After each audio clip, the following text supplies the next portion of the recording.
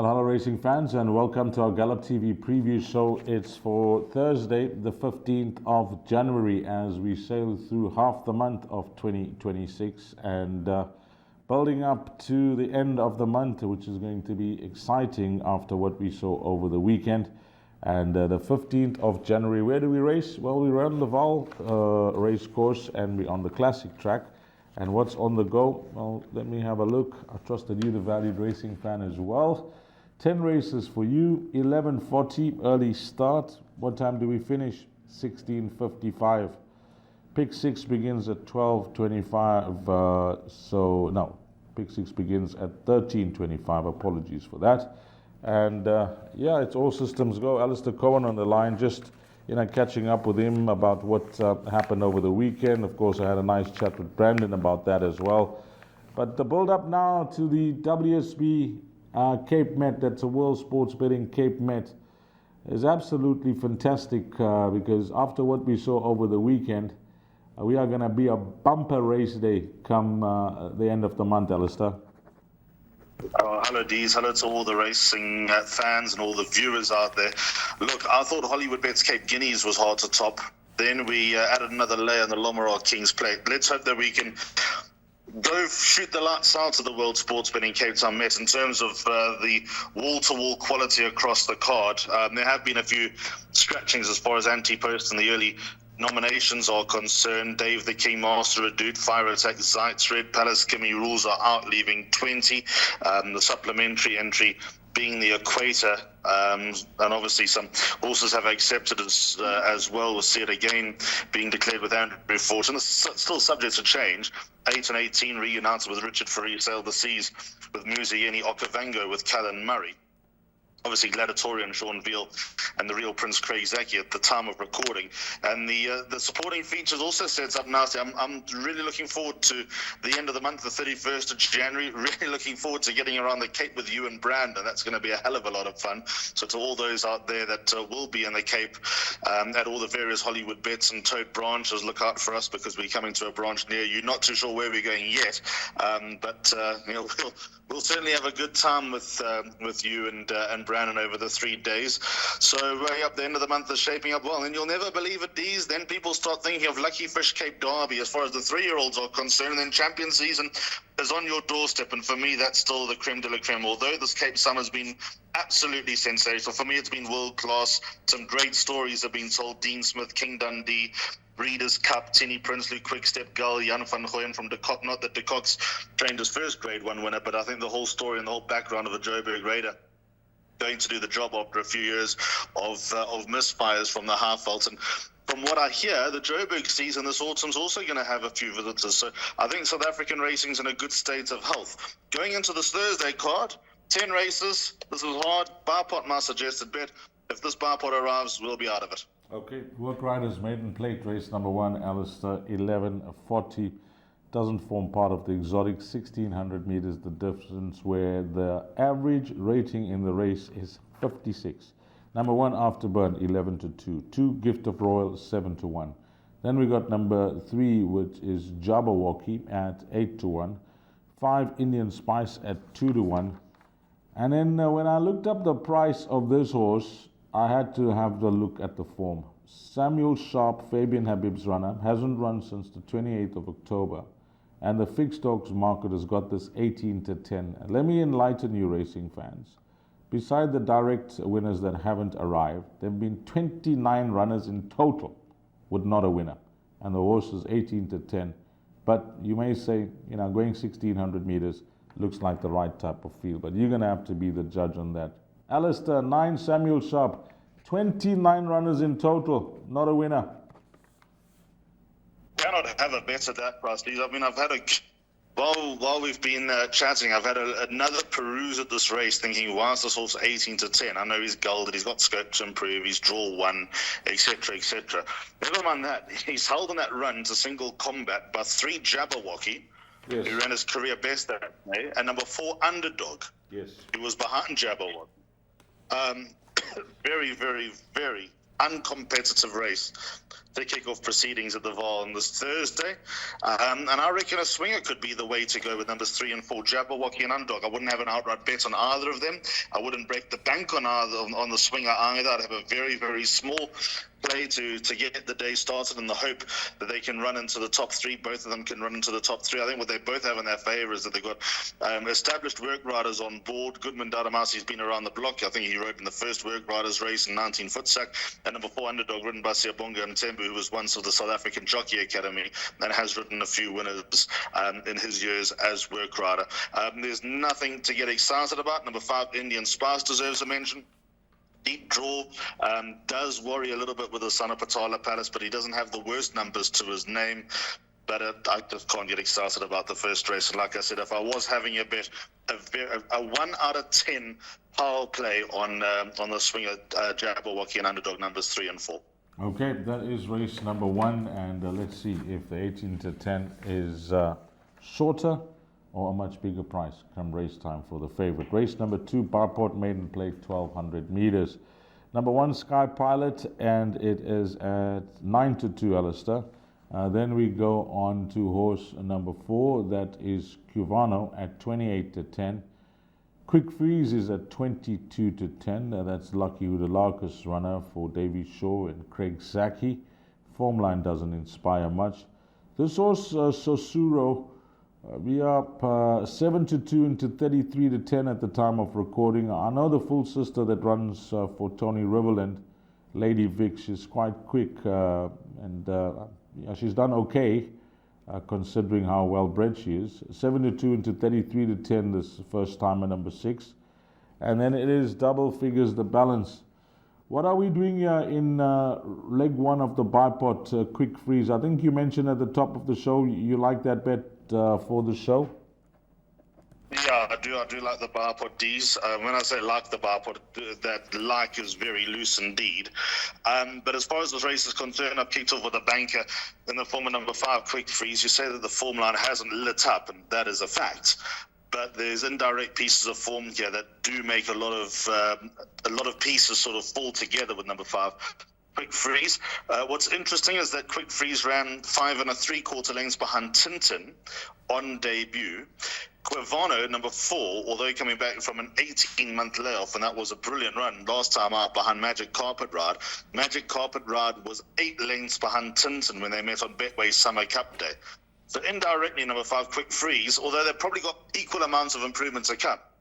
Quivano's got the extra run under the belt, but that was a long time ago. You could almost treat that last run as a debut. I think they've got equal amounts of improvement to come. I'm of the opinion that the way Quivano hit the line last time, that he's looking for at least 1,600 meters, whereas Quick Freeze might be comfortable over sort of 1,100 meters as time goes on. Craig Zaki takes right for Lucky Hudalakas. We know how prolific Lucky is at the Vaal, so that's my reasoning for bankering number 5, Quick Freeze, and also on the runs at Tintin. Number 1, Sky Pilot, who has some sort of claims, looks held by number 5, Quick Freeze. You mentioned Sosaroo, number 6. Callum Murray takes her out for the Decots.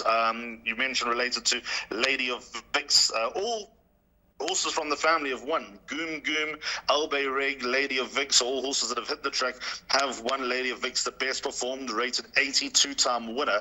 But just judging by the lack of interest in the market with Sosaroo, maybe that's probably the wrong term, not the lack of interest, but just the fact that there hasn't been an alarming amount of money in the Son of Verse and Getrix. Just wait for the Decock comments to come out on social media to get a gauge. I think he will have to be of sufficient quality to beat number 5, Quick Freezer. Yeah, and I must say well done to the Murgasos, Jason and Prasalin. That was their first group winner over the weekend, unbelievably, I was told. Will the picture go on the wall? Will the picture go on the wall, Dees? You know what we're not getting yet. at? Not yet. It has to be a grade 1. Has to be a grade 1. Not yet. Not yet. Place accumulator, race number 3. It's a maiden plate, fillies and mares, 1,200 meters. Number 2 is trading at 11 to 10. That's Mike Azzi's runner.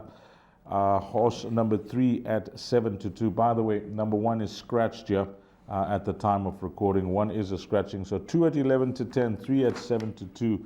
Then we go all the way down to number 7 at 8 to 1. Another scratching. Number 8 is out. Gimme Some Love, number 9 at 33 to 10. And it is, double figures the balance. Have you heard anything about this horse number 9, Gimme Some Love? I did have a look at the pedigree briefly last night, Alistair, and I see she is a full sister to the most well-performed of the siblings, Second Base.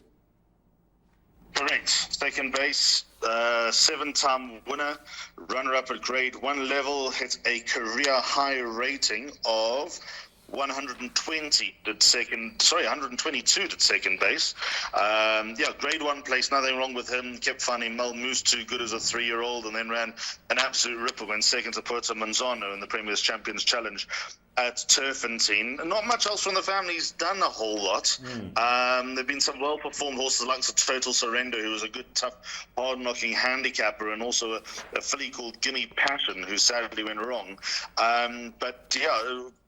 She doesn't have to be too good here to give me some love, and I'd imagine that she could be well set up. Out of draw number 1, I think there's a lot in her favour, and again, Hoodalakis and Zaki at their home ground.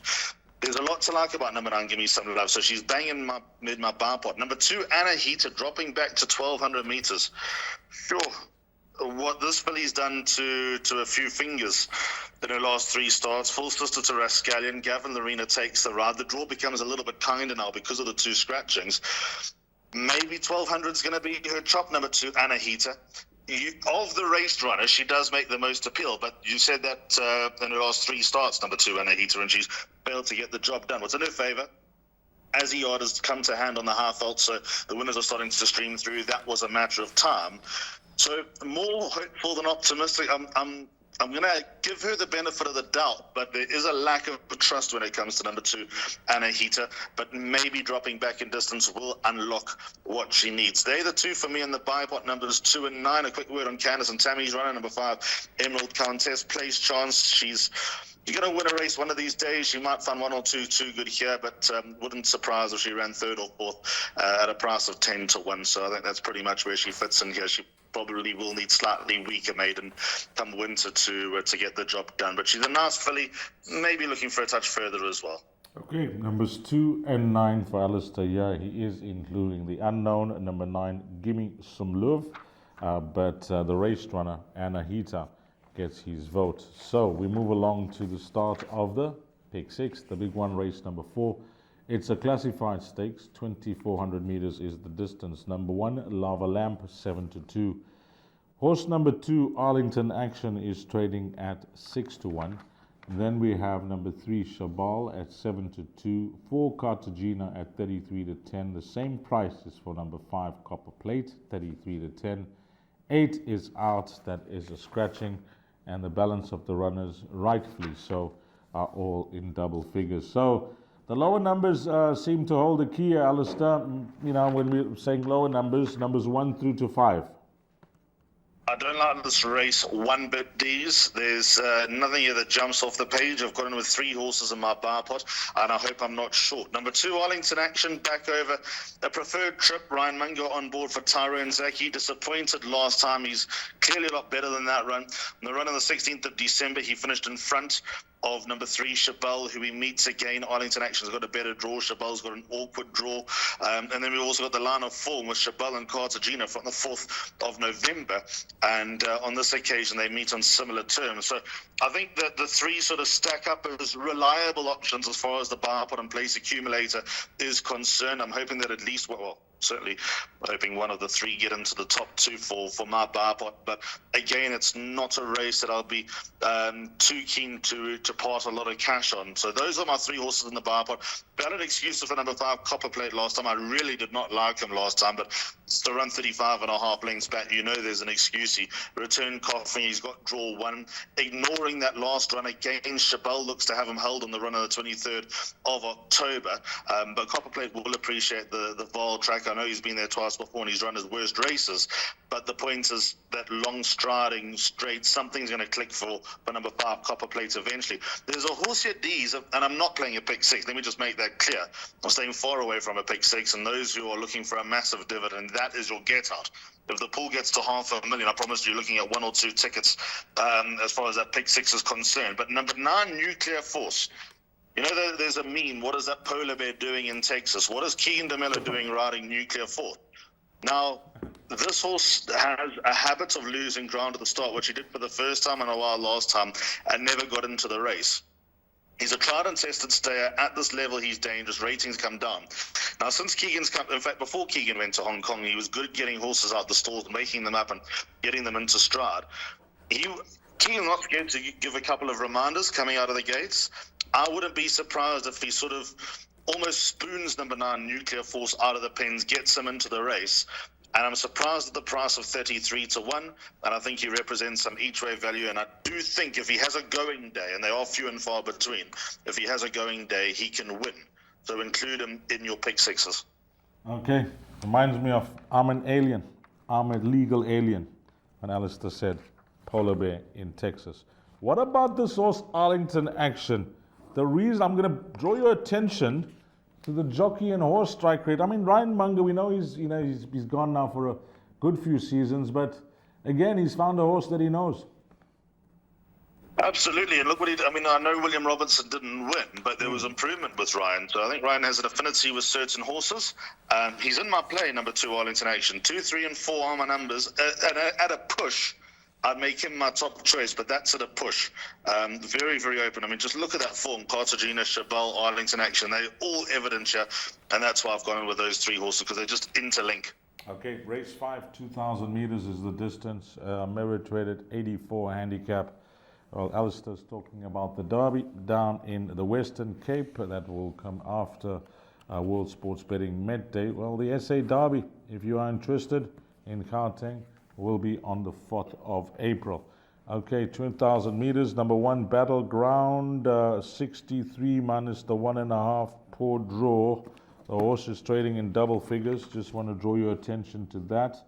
There are a few horses that are in double figures here, which I'd like to touch on. Number 5, One More Star, is 8 to 1, Alistair. Number 7, Palace Attack at 5 to 1. 8, Titans of War at 7 to 1. 8, Storm Ahead at 6 to 1. And 11, Belleferon is at 8 to 1. 12, Little Miss Splendid is at 6 to 1. It's a wide open betting race. You know, there are 2 runners here, Alistair, that are big prices that have come, rocketing down in the ratings, and they're going to win soon, but they haven't won for a very long time. Flashy Prince Apache is one of them, and the other horse is Armagam. Now, Flashy Prince is at 12 to 1, but Armagam is double the odds at 25 to 1.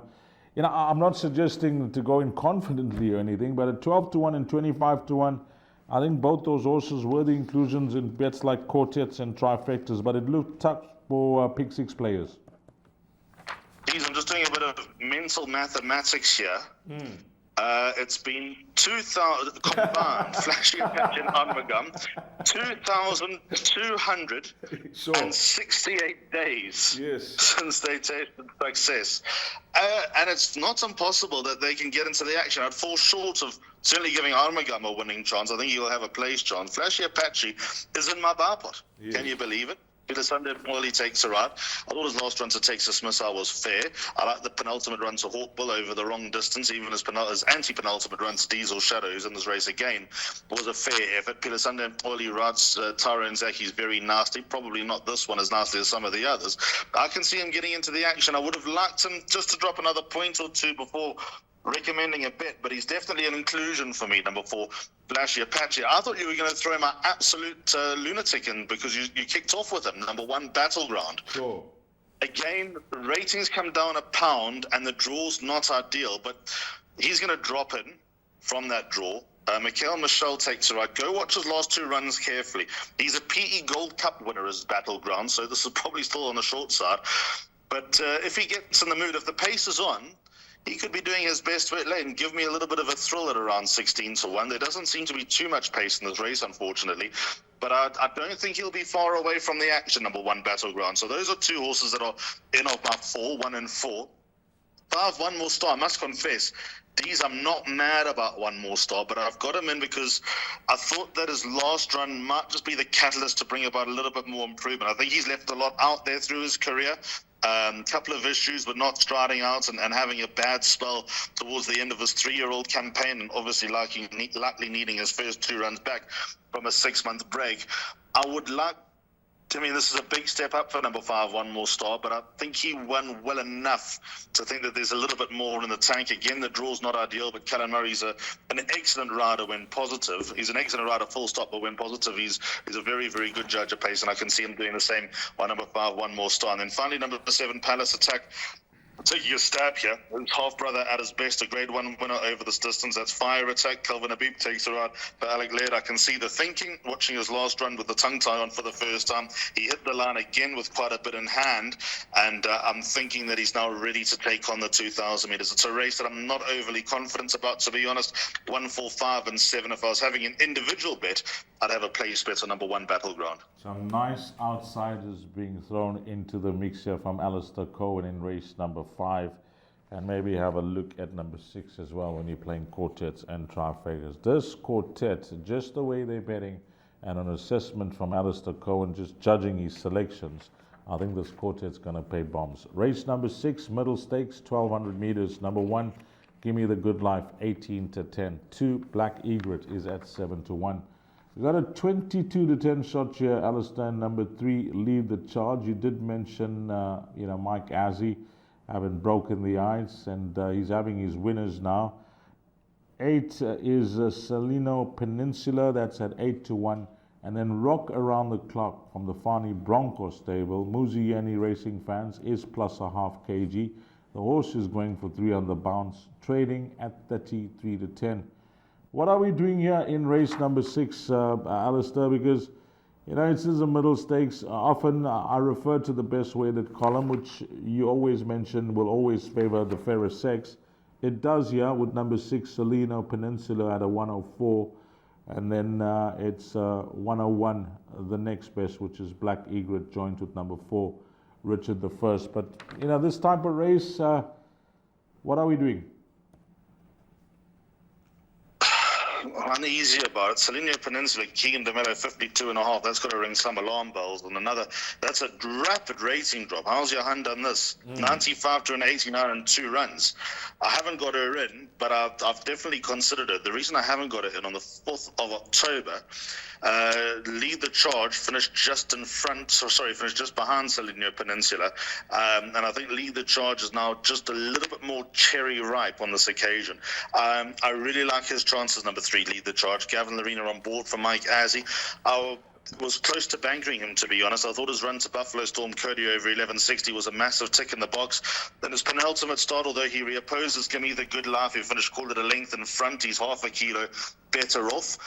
I think these days he's looking for 1,200 meters. I know his record over 1,200 doesn't inspire too much, but I've been following him. He's been on the radar for a long time. His rating's gradually been dropping, I think, now to a competitive mark. And for that reason, I'm going to tip him on top. But the reason I didn't banker him, D's, although it's a huge rise in class for number 7, Rock Around the Clock, what more could you ask from the horse after a long break? Needed his first run back from a crazy strong form line, and then he's gone bang, bang. And I thought his last run was far easier than the margin suggested. 3 parts of a length. Musi was doing handstands, as was the horse going past the line. He could have a little bit more left in the locker, number 7, Rock Around the Clock. So I've gone 3 and 7. A lot of consideration here for numbers 1, 2, and 6 as possible alternatives. That's more than half the field. But I've been keen on number 3, Lead the Charge, for a while. I've seen enough since he's popped up on my radar to keep a bit of faith in the son of Lancaster Bomber, and maybe Thursday will be his day. Okay, that's how Alistair sees race number 6. As we go on to race number 7, Racing Fans, this is a merit-weighted 84 handicap over 1,200 meters, and this is leg 1 of Jackpot 2. Jackpot 2 begins in race number 7. Horse number 2, Escoval. Clinton Binder has done a wonderful job with this individual, earning 6 of R500,000 rand as an 8-time winner. Savannah rides 5 to 2 is the price, taking off 4 kgs from that carded weight of 63. Number 3 ensuing is at 33 to 10. 4 is out. That's not a runner. Number 5, Antonio Gardi. Well, it's worth touching on his form line of his last start, which we'll get to. 5 to 2. 6, Winston's Wonder is at 11 to 2. 7, Sutherland at 6 to 1. And it's double figures the balance. Well, Antonio Gardi, And that form line sparked up over the weekend, Alistair, in the feature race, the Got the Green Light Stakes. We spoke about Jason and Trisal and Murgasa with a horse called Split the Eights. Absolutely, Split the Eights, a length behind Antonio Gardi when running third. At 6 to 10, it's amazing how racing works. Don't lose faith. Don't write horses off. They're entitled, especially when they're young, they're entitled to a flat run, an indifferent run, an educational run.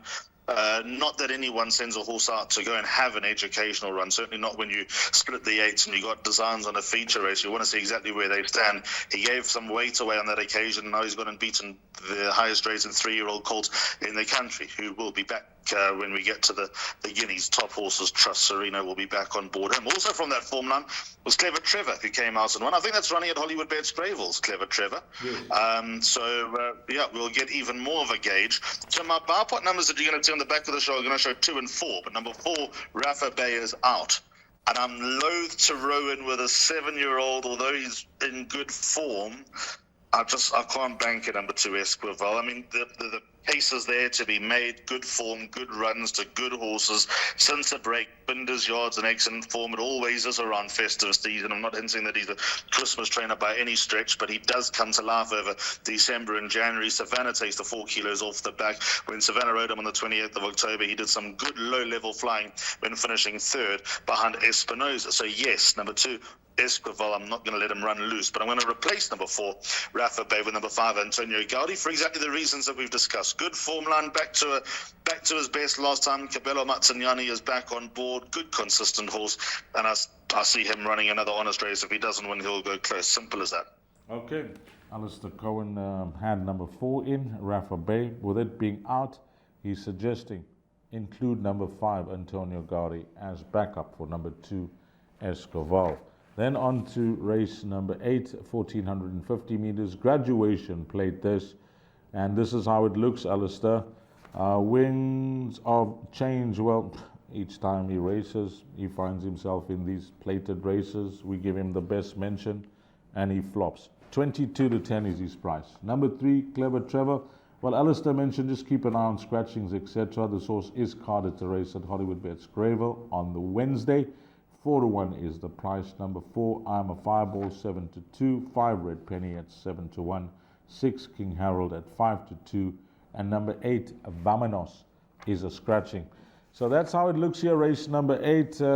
Again, the right race for winds of change, but he just disappoints, Alistair. Every time we go for him, he disappoints.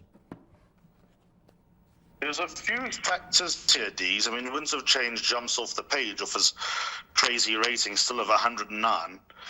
He's run below his rating since the computer form sprint.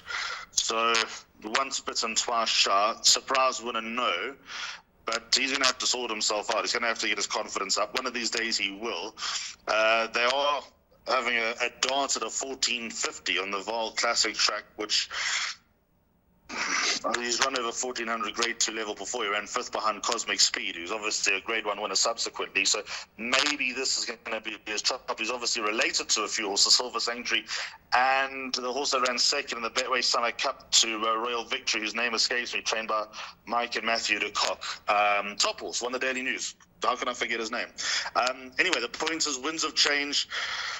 Like I said, he's just going to have to sort himself out one of these days. He's in consideration. But if you're going to have another bet on this horse, then I'll be shouting you from the sidelines. These also another factor. Gavin Lorena, I'm absolutely convinced, would have had a choice here. And he's gone with number 6, King Harold, at 55.5. Now, Gavin and I left Hollywoodbets Kenilworth together on Tuesday. We had a good chat asking, because can you believe Gavin, once upon a time, 12 years ago, when he missed the championship by 1, was weighing as much as 61, 62. And I thought, sure. And Jerry is happily riding 55.5, comfortable at 56, where the extra half becomes a little bit of effort for Gavin, but ever the professional. King Harold now gelded. He represents some of the best 2-year-old and 3-year-old form in the half veld. If gelding's going to work at all, This horse will win number 6, King Harold. So they're the only two winning chances I've got here. Numbers 1 and 6, Clever Trevor, highly unlikely to run, obviously, having not been scratched at the time of recording from Wednesday at Hollywoodbets Greyville. No way he'll run 24 hours later. And I'm a fireball. Well, wherever winds of changes, I'm a fireball to be on his coattails. He's a kilo better off, and there was 2.5 lengths between them. Probably not enough to turn the form around, but might give him a headache. If you're playing a pick 6, 1 and 6 as well, draw the line. Okay, that is race number 8. And Alistair Cohen said, if you're playing a pick 6, 1 and 6 as well, draw the line. And also you're looking for Safe Passage. I think that was the horse. Race number 9. Thank you. Yeah, I was thinking, but you said, Daily News. I was thinking Aragos, but you said Daily News. I know Aragos, Derby winner, etc. But Safe Passage, I think it was, Ali. Race number 9, fillies. Yeah, race 9, fillies and mares, 80 handicap, 1600 meters. Number 1, Azaleas for All, 33-10. Number 2, Inconquesi, 7-2. 3, Open Sesame, 33-10. 4 is Way to Burn, that's at 8-1. 6 is Aquarius at 4-1. Now this could be something. It's the month of January. A lot of people are Aquarians. 4-1 is the price. 7, Kensal Green, 7-1. And it's double figures the balance. Yeah, we're closing off the PA and of course the pick 6 here, but we're still in the jackpot 2. 33-10 is the best price, or the lowest price, should I say. Number 1, Azaleas for All, and number 3, Open Sesame Joint. And then 7-2 and 4-1. That's quite tight at the top there, Alistair. Are you into your star signs, your astrology? My missus is, and that's how I get into it, because, not that I would read them daily, etc., but my wife often sends me stuff. Well, if Candace ever gets the U magazine, it's in front of me, I read it. Yeah. It's absolute rubbish. I still have him on the lotto. Sure. So who knows? Maybe it is the time of year for number 6, Aquarius. I'm not prepared to write anything off here, Dees. I think it's thankfully it's not a big field. So if you are playing a pick 6 and you get this far, you'll be multiplying your perm out only by 9 maximum. At a push, number 3, Open Sesame. I liked her on the show last time, but then I was subsequently warned through the DeCock social media that she's going to need another run. She ran like she needed another run as well. Callan Murray's on board. The draw's not great. Think back to the Phillies Mile, the crazy Ducat Africa Phillies Mile on Betway's Summer Cup Day. That Hazy Daisy finished in front of Charger. I think the form line's now 6 from 9 direct winners, something out of the ordinary.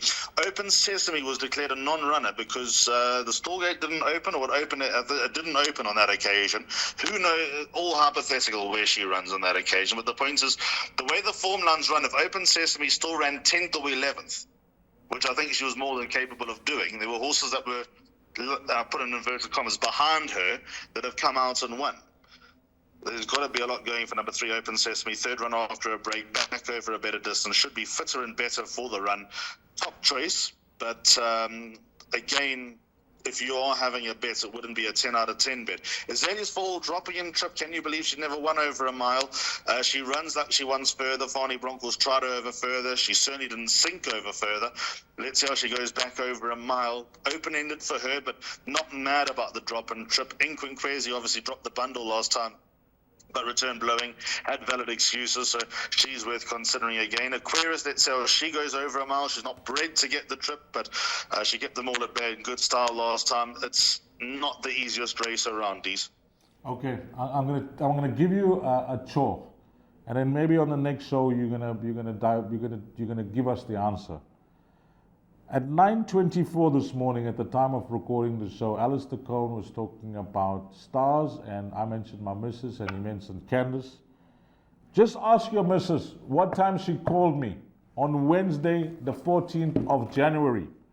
What time did she call me? Just ask her that, and you give me the time on the show next week. What time she called me? I'm gonna say we are recording the show, and at that time, Alistair Cohen mentioned his missus at 9:24. He mentioned his missus. Just give me the time. Let's move along to race number 10. 1600 meters, merit weighted 74. This is it. Number 2, Unsolved Riddle, 8-1. 3, Express Yourself, 4-1. 5, Eiffel Tower is at 7-1. 6, Mocha Frappe at 4-1. Number 7, Prince of Kildare at 6-1. 8, the Mightiest is at 8-1. And 9, My Lucky Charm is at 5-1. So we close things off. Jackpot 2 in race number 10. Alistair, you said it at the top of the preview that it looks like the race car that, if things fall into place, it could be a month of January that you've never had before, because it really looks tough, and we're ending it off with a race where it's 4-1 the field. Yeah, this meeting's key to the balance sheet, isn't it? I want to start with number 3, Express Yourself. Still shaking my fingers from last time when very, very keen on him. But a lot of things didn't go according to plan for Express Yourself. He took a little bit of a tug up in front, which he has done in the Cape. First run back from a break. I'm not going to give you a list of excuses. Still thought that he was good enough to win. Candice has taken the opportunity to run him again over a mile to teach him good habits. I'm under the impression that Ryan's going to be asked to drop him in. Run on, win the race. Absolutely go out there and win the race if you can. He is a lot better than a 76. He works with some top-notch horses at Candice's and Tammy's yard. He will be better off for the run. The ratings come down by £1. Ryan got off, loved him, thought that he'll win his races in Joburg. We all share that opinion. A little bit shy after his last run, like I said, thought that he was going to be good enough and thought he was a steal first run on the half. Alas, that didn't work out. But just keep an eye on that horse, on this horse, number 3, Express Yourself. I wouldn't write him off. Yes, he has got a winning chance, but he will be better with this run under the belt. A lot of horses in with chances. D's on that last run. Number 6, Mocha Frappe, finished just behind Express Yourself. There should be, finished just in front of Express Yourself. Should be very little to choose between them. Alec Laird's got his string in very good form. Not often Gavin Larena rides for Alex, so there's a little bit of food for thought. 1, Johnny Drama. 2, Unsolved Riddle, brings some good consistent numbers. Number 7, Prince of Kildare, not a horse to totally write off. Probably where I'm going to draw the line in this race, to be honest. I think that those are likely the winning chances in the events. I'd also give an honourable mention to number 5, Eiffel Tower. He's not let the team down in terms of getting into the money and earning St. John Gray a stake check throughout large parts of the season. So I think that's where I'm going to lean. I'm not mad about number 9, My Lucky Charm, especially from that draw. I know that he brings some since getting out the maidens, 2 in different runs, but third run after a break might yield a little bit of improvement from number 9, Lucky Charm, but I'll kick for touch and wait for him to drop another point or 2 from a better draw before I lean towards him as a winning chance. Okay, let's get straight into then, Alistair. We've done the 10 races. You've lent your thoughts, you've given your suggestions, and now it is to your suggested bet that you have given for the show, which is a bar pot. It's up on screen. Early start, 12:15 for the bar pot. First race off at 11:40, as we said at the top of the show. Kick off for the banker, number 5, Quick Freeze, by 2 and 9, Anna Heaton, give me some love. 2 and 3 and 4, Arlington Action, Chabelle Cartagena. By 1, 4, 5 and 7, Battleground, Flashy Apache, One More Star, Palace Attack. By 3 and 7, Lead the Charge and Rock Around the Clock. And final leg, it says there 2 and 4, Esquivel and Rafa Bay. Rafa Bay is scratched. Number 5, Antonio Gaudi would be the backup, the added number, or the alternative number at the final leg of the bar pot.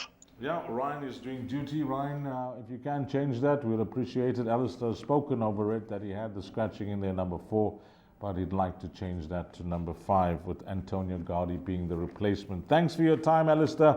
I know that, just like me, you follow all things sport. It's a big 2 days now for AFCON. I don't know if you've been watching the matches, but time zones have suited me. Big matches today, Alistair, and tomorrow. We got a team that hasn't qualified for the World Cup that plays tomorrow. Of course, that is Nigeria. But all the rage are the hosts. Today's match, what's your thoughts? Morocco and, of course, Senegal. Yeah, so funny enough, I've been watching a lot of AFCON Ds. I've thoroughly enjoyed it. I think AFCON's a great spectacle. It's a tournament with a difference. I think the final will be North African Ds. I think Egypt, Morocco are going to get to the final. Senegal and Nigeria to fall short. Okay, I thought Morocco or Senegal is how I was going. one of the two, giving you the prediction for the final. But Egypt and Senegal today, at the time of recording, Nigeria and Morocco tomorrow. And that is going to be exciting because Nigeria haven't qualified, nothing to lose. Can they pull it off? Thanks for your time, Alistair. Really appreciate it.